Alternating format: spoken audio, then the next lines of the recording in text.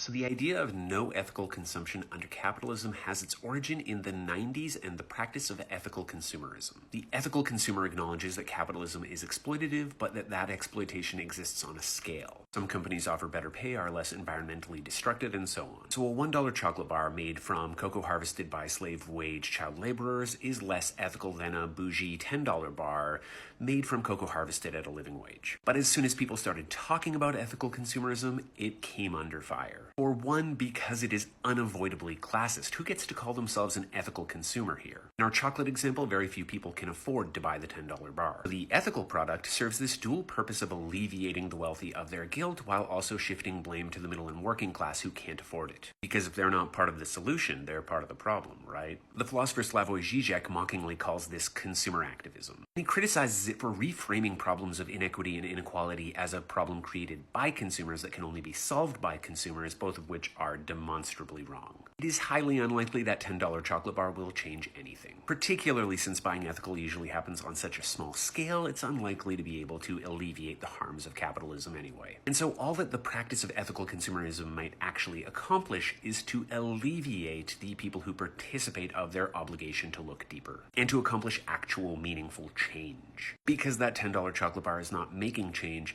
it's more like purchasing indulgences. Which brings us to 2014 and the appearance of the "This is what a feminist looks like" t-shirt, which was a collaboration between the feminist organization the Fawcett Society, LUK Magazine, and the fashion brand Whistles. And within weeks of the shirt's debut, it was revealed that this $45 t-shirt was being produced in Mauritius at a factory that paid its workers 62 cents an hour and slept them 16 to a room.